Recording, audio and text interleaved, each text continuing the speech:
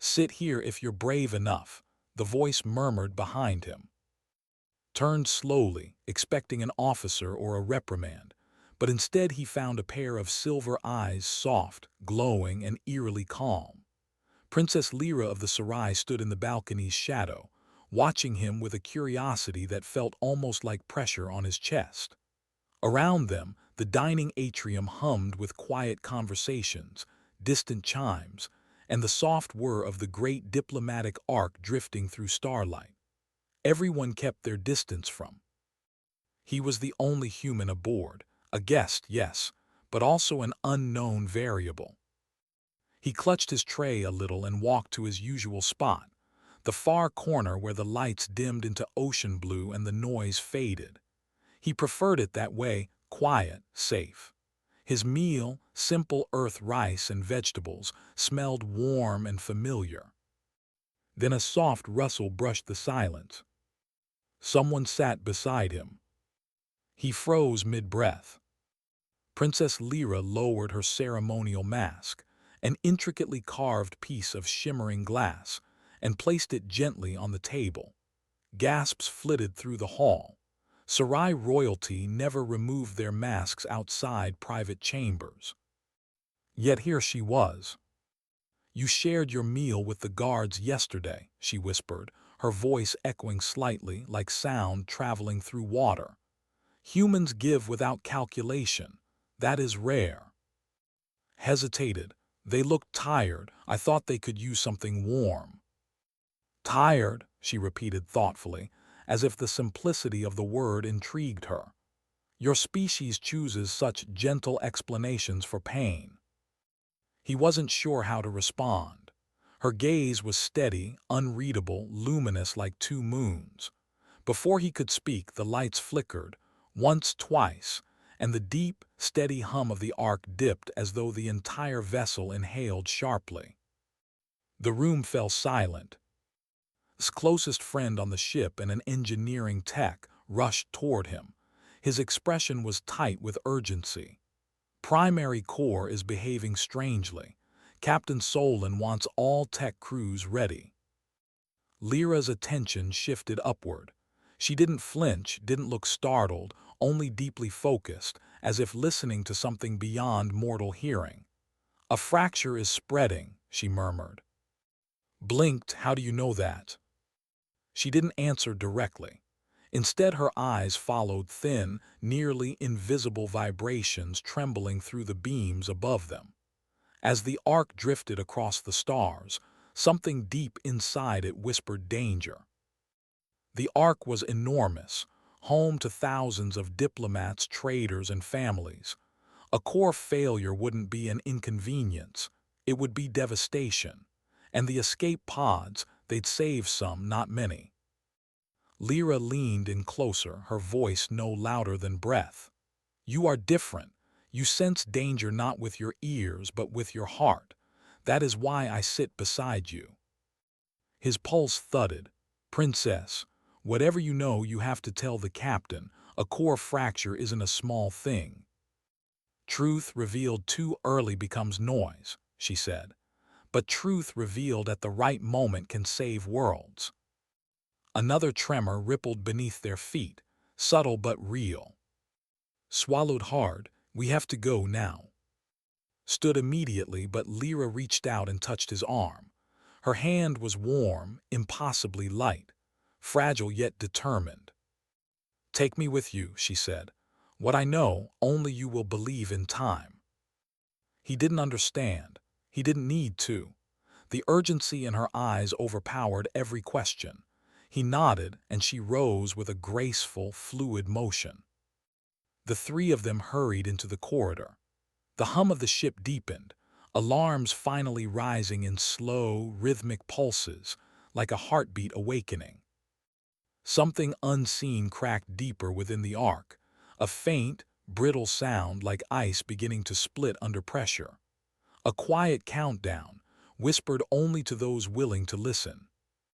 The mystery had begun, and time was already slipping through their fingers. Felt the corridor shift around him as they walked, subtle vibrations threading through the metal floor like a warning pulse beneath each step. The arc was enormous, but suddenly every hallway felt too narrow, every light too dim.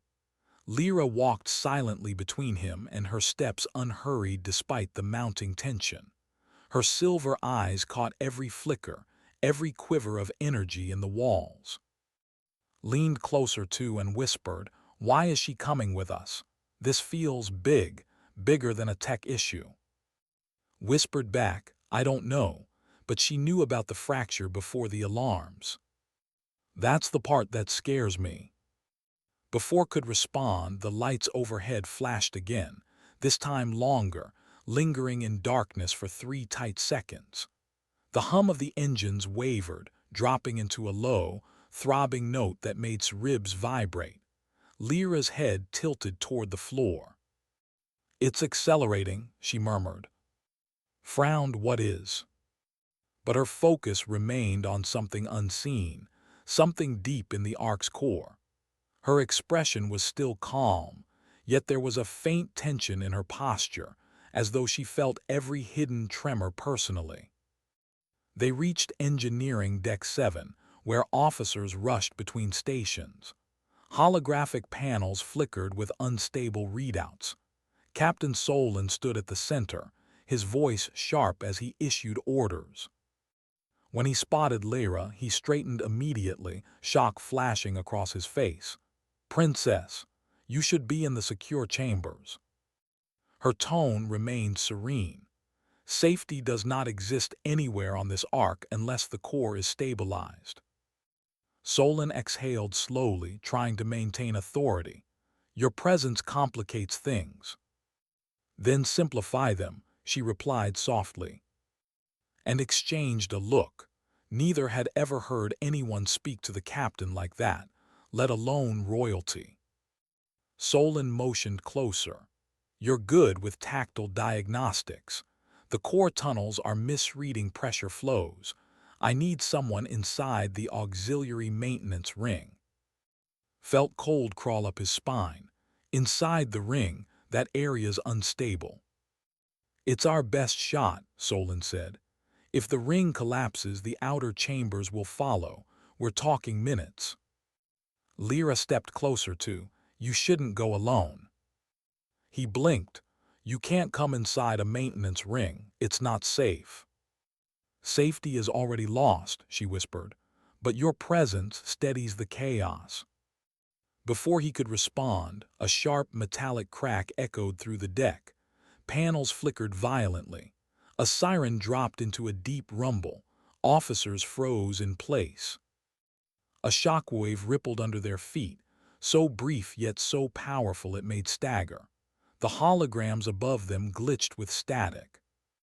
Solon's voice boomed, breach forming in the central ring. "We're losing structural tension." Grabbed's arm. "Go, I'll stabilize the pressure lines from here." Took a breath and nodded. His heart hammered against his ribs. The maintenance ring was narrow, dim, and lined with conduits carrying unimaginable energy. One misstep could be fatal. But Lyra stepped in front of him.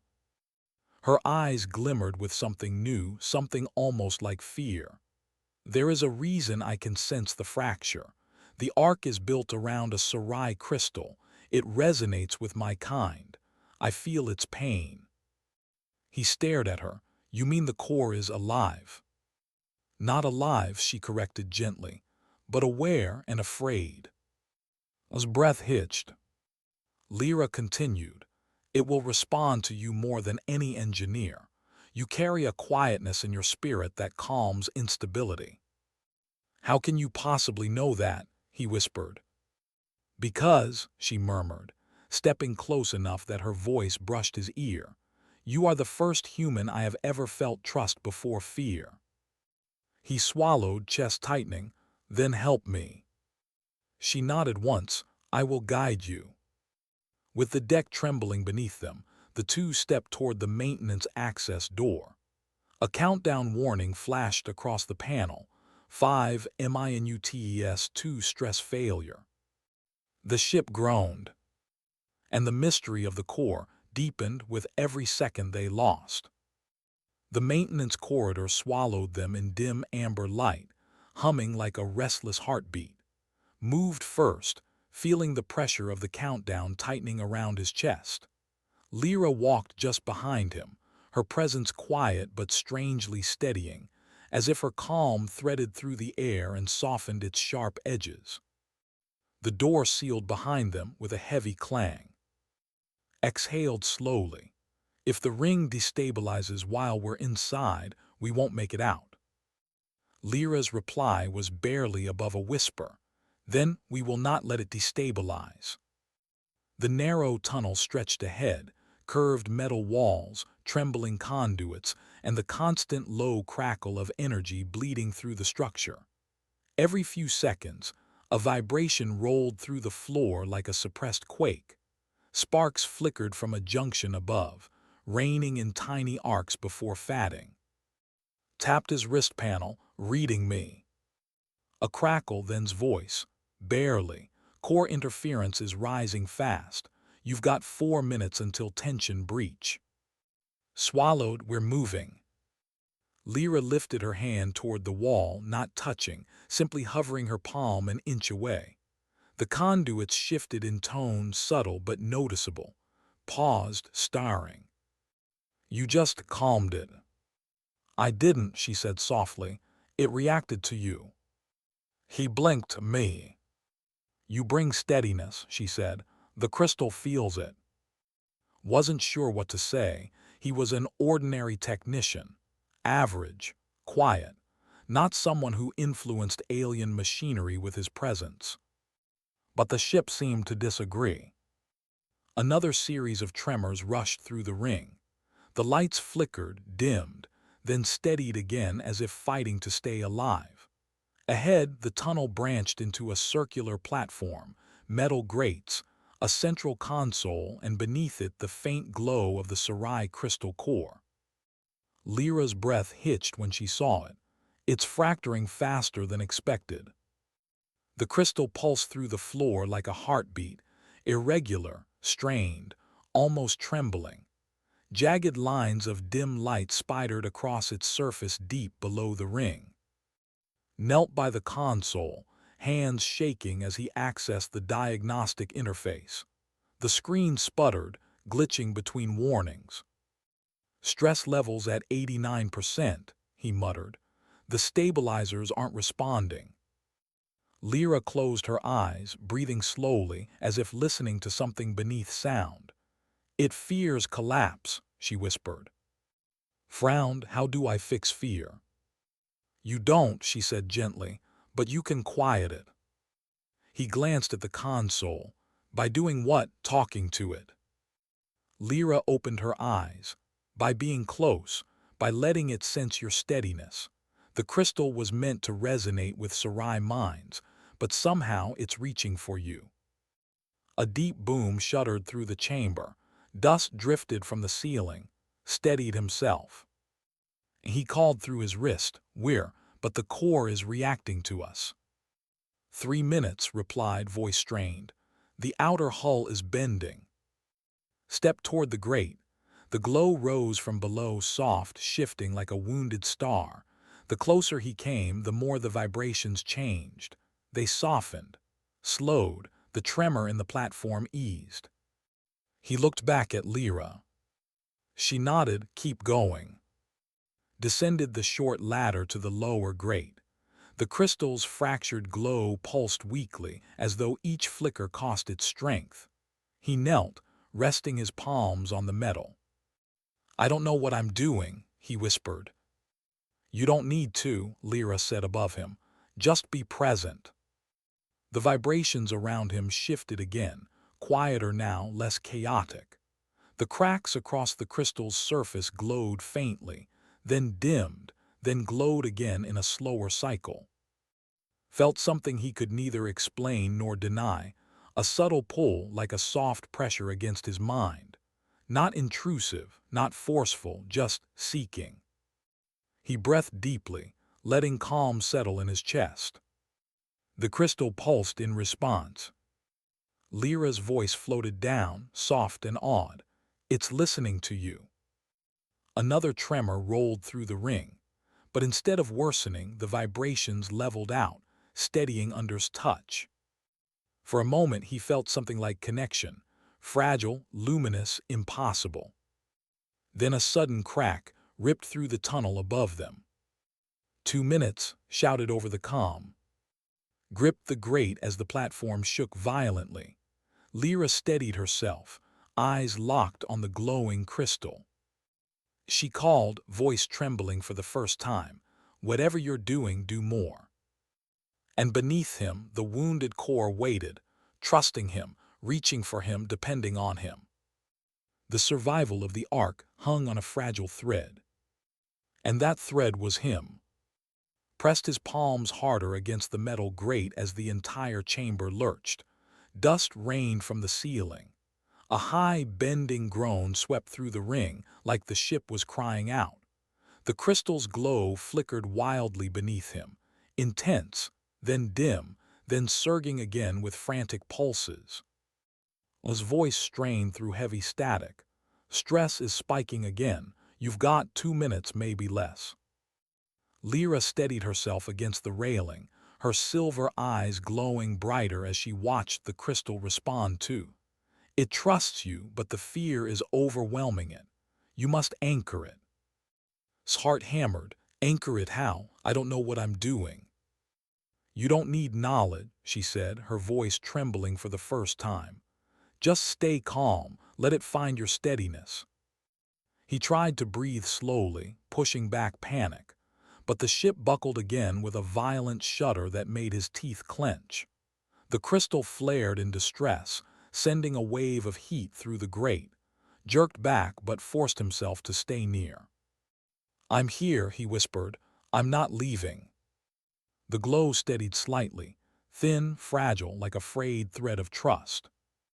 Lyra knelt by the edge of the platform above him, hands gripping the rail as though grounding herself.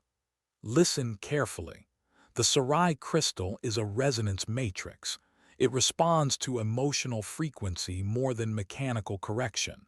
Our engineers shape it with intention as much as tools." Blinked sweat from his eyes. "So what am I supposed to feel at it?" "Yes," she said softly. "Not fear, not urgency, just presence, quiet certainty." The ring trembled violently but closed his eyes anyway. The air shook around him. The conduits crackled with escalating tension. His breaths trembled in his chest, but he forced them to slow. In, out. In, out. He let the hum of the crystal fill his awareness. The fractures pulsed beneath him like jagged wounds of light. Each pulse filled the chamber with a faint, aching sound, almost a cry, almost a plea. And gradually he sensed a return pulse, hesitant, searching, like a stunned heartbeat waiting for rhythm. Inhaled deeply, settling his palms flat against the grate. "It's okay," he whispered. "You're not alone." The crystal's light swelled, warm and uncertain. Lyra's breath caught. "It's listening again." But then, a violent crack split through the chamber. Metal groaned.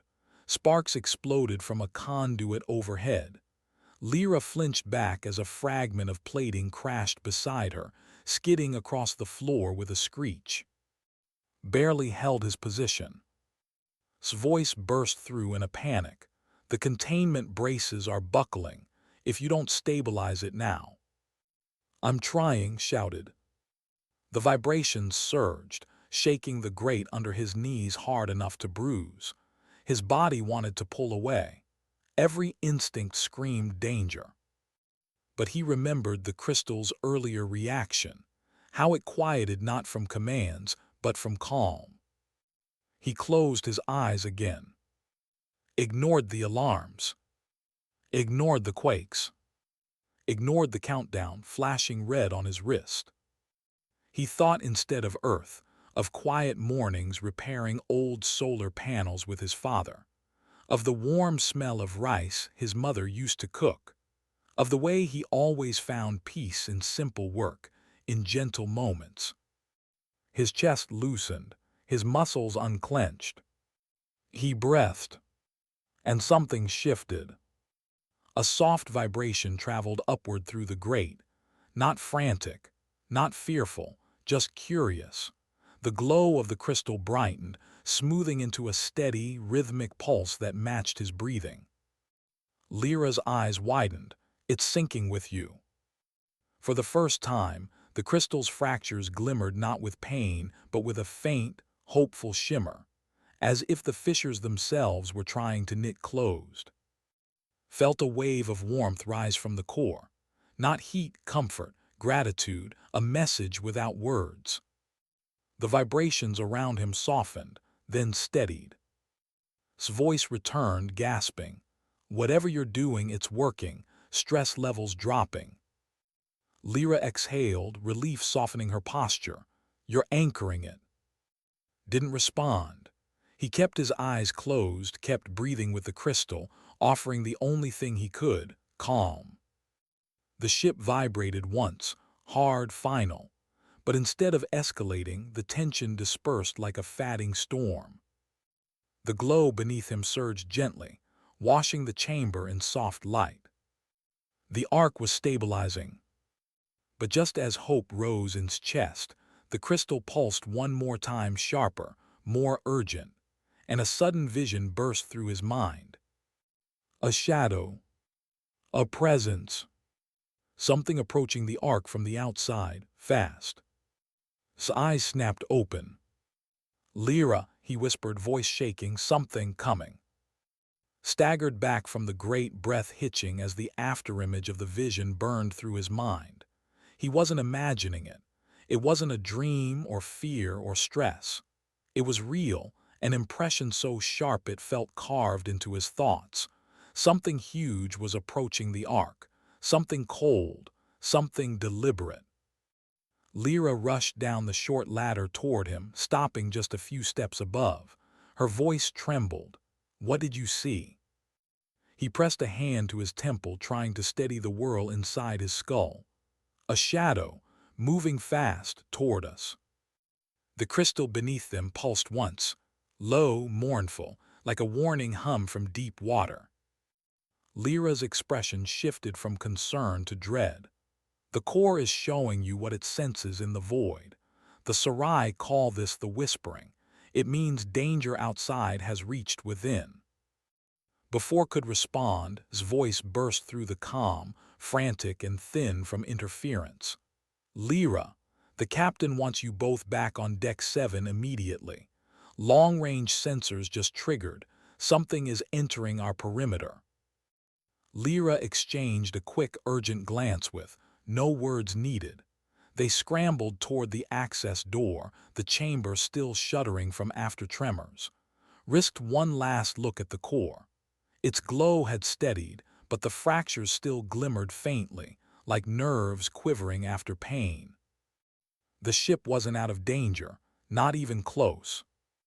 As they re-entered the main corridor, the lights flashed red in a slow, pulsing rhythm. Crew members rushed past them, their voices tight, some whispering, some shouting, all carrying the same tremor of fear. Met them halfway, breathless. The stabilizers are holding for now, but the detection scanners picked up a vessel approaching us. No identification code, no signal. Felt the cold return to his chest. A vessel shaped like a shadow. Blinked, how do you know that? It's what the crystal showed him, Lyra said, her voice steady despite the chaos. The threat is intentional and close. The hallway shook as if struck by a distant force. A metallic groan swept through the ship's bones. Crew members braced themselves against the walls. Captain Solin's voice echoed over the comm system, firm but strained. All personnel to emergency stations. Shields to full.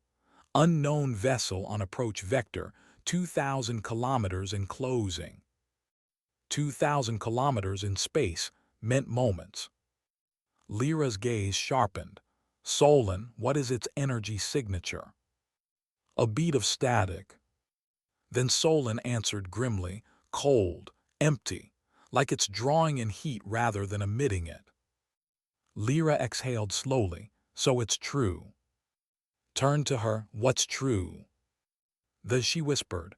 A lost species, or so we hoped. They consume, they seek cores like ours. Stomach dropped. So they want the Sarai crystal. They want its collapse, she said. A fractured Sarai core releases energy strong enough to tear space around it. They feed on the disruption. Paled, so the instability wasn't an accident.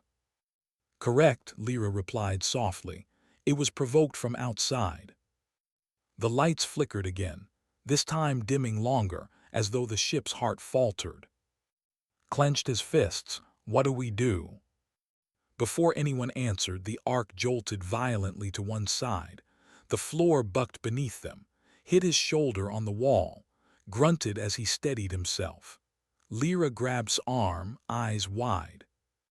A deep vibration followed, heavy, thudding, like something massive had latched onto the Ark's hull. Solon's voice returned, louder, shaken. Impact on the outer ring. Unknown vessel is attaching itself to us. His pulse pounded in his ears. Lyra lifted her gaze toward the ceiling, listening to the vibrations like a language. They are draining our shield energy, preparing to breach. Cursed under his breath. This is bad, really bad. Forced his breath to steady. The crystal had shown him one thing clearly. It trusted him, and now the Ark needed him more than ever. Lyra, he said softly, the crystal isn't stable enough to handle another shock. If they breach the hull, the core will panic again. She stepped closer, voice low. Then you must help calm it once more, but this time you cannot do it alone. Frowned, who else? Lyra touched her hand gently to his chest, right over his racing heart. Me, we must resonate together, a human and a Sarai, a bond untested, but it may be the only way to stop the fracture from growing. A bang shook the hallway, sparks flew. They were breaking through. Took her hand. Then we do it together. And Lyra raced back toward the core chamber, the hallway trembling harder with every step. The Ark no longer hummed, it groaned, as if its very frame strained against some unseen force clawing at it from outside. Crew members rushed past them in frantic waves, carrying tools, emergency kits, and fear etched plainly across their faces. A loud metallic shriek tore through the hull. The lights flickered to near darkness. Sprinted beside them. The vessel is drilling into the outer ring. They're trying to reach the core directly. His pulse thundered. If they reached the Sarai crystal, the entire ship, every soul aboard, would be torn apart. Lyra kept her hand clasped in as they ran. Her grip was surprisingly firm, her breath steady despite the chaos around them. We must reach the crystal before they destabilize it again. If fear spikes within it, the fracture will widen. Struggled to speak while sprinting.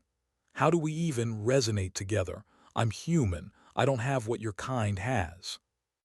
You have more than you believe.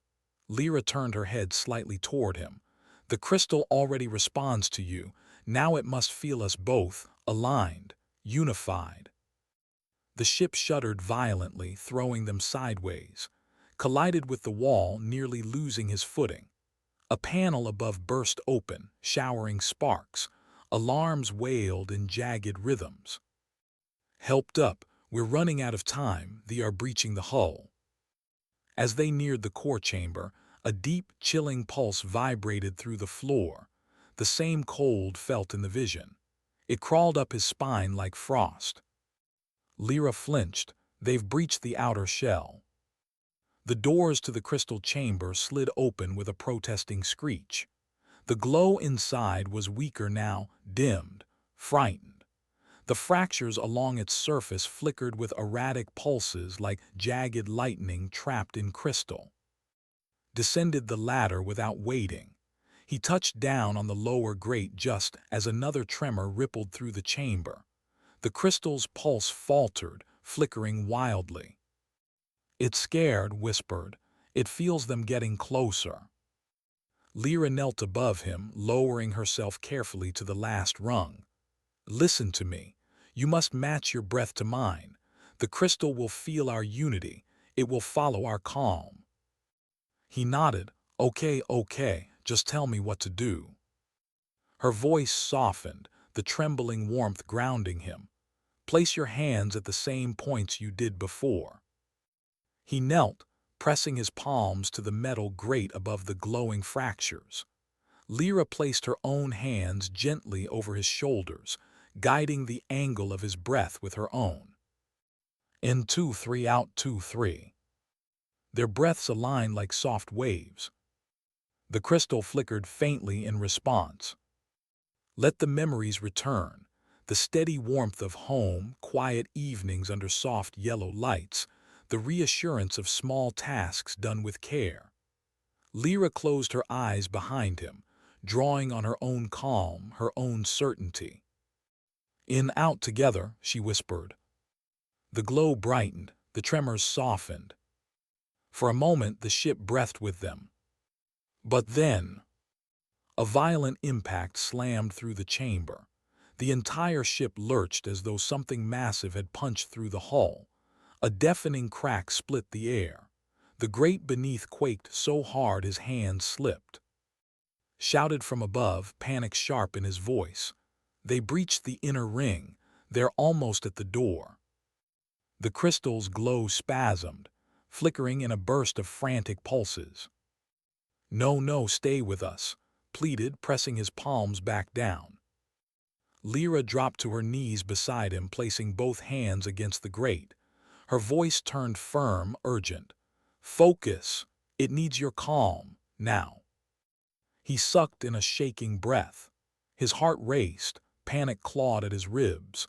But Lyra's hand found his, their fingers interlocking, grounding him. He met her gaze, silver eyes glowing with determination and something deeper. Trust. Complete, unwavering trust.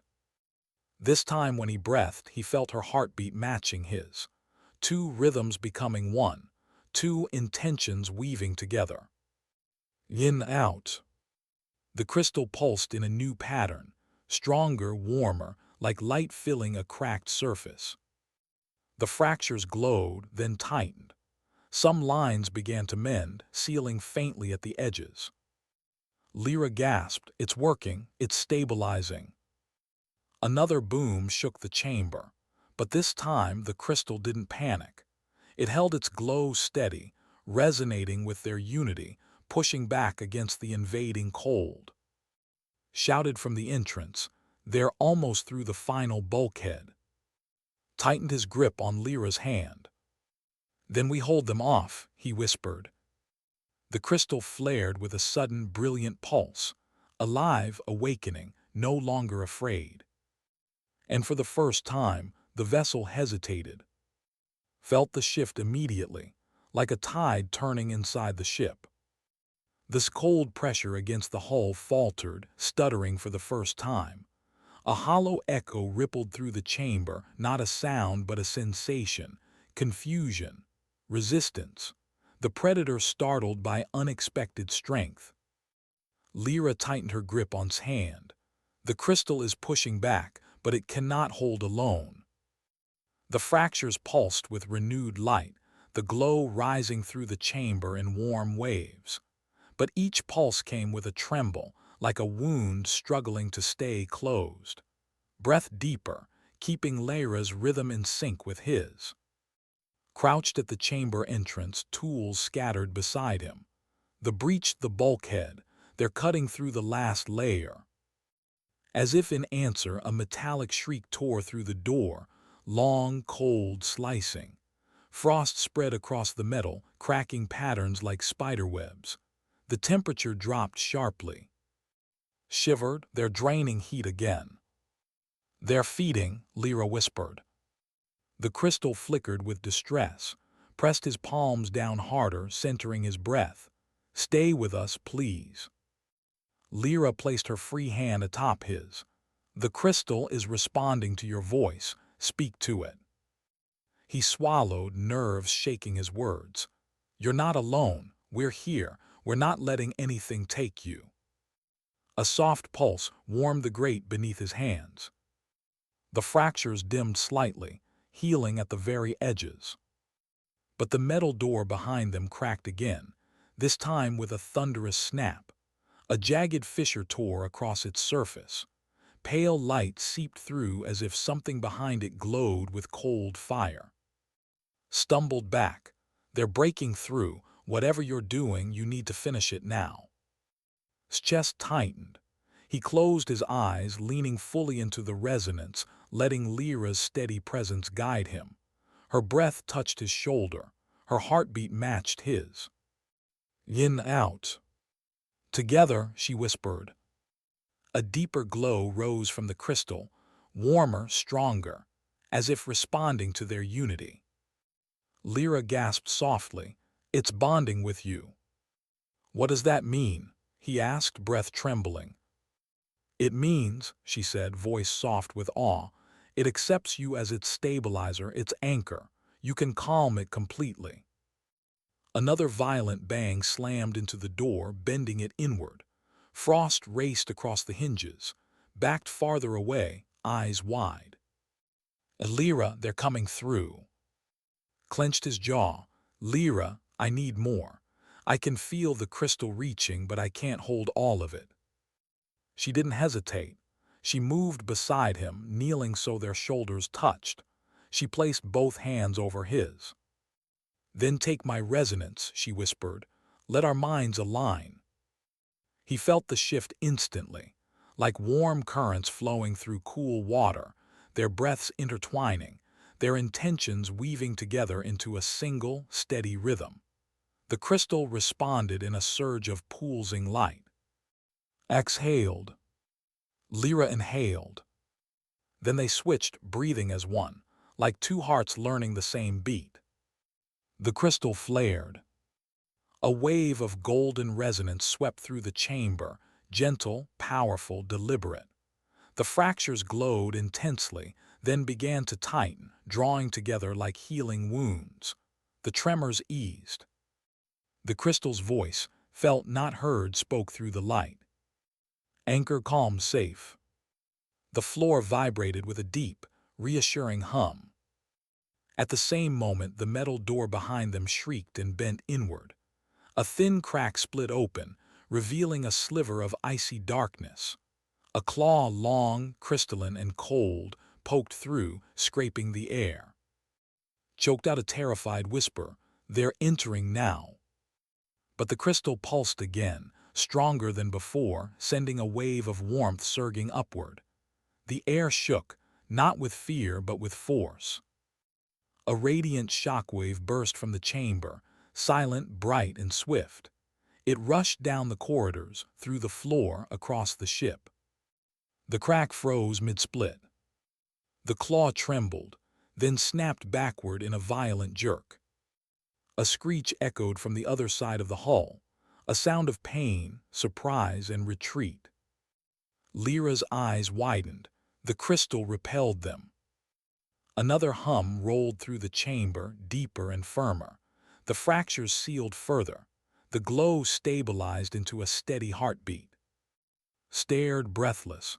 They're pulling away from the hull. The ship is detaching. Exhaled shakily. His hands trembled under Lyra, but her touch steadied him. The crystal glowed with soft, thankful warmth. He looked up at her. She met his gaze, silver eyes softened, luminous with something deeper. You anchored a Sarai core, she whispered, and saved thousands. Swallowed, heart pounding, we did it together. She leaned closer, voice barely breath. You're different, and the stars will remember that. The crystal pulsed once more, calm, safe, whole. And somewhere beyond the arc, the vessel fled into the dark.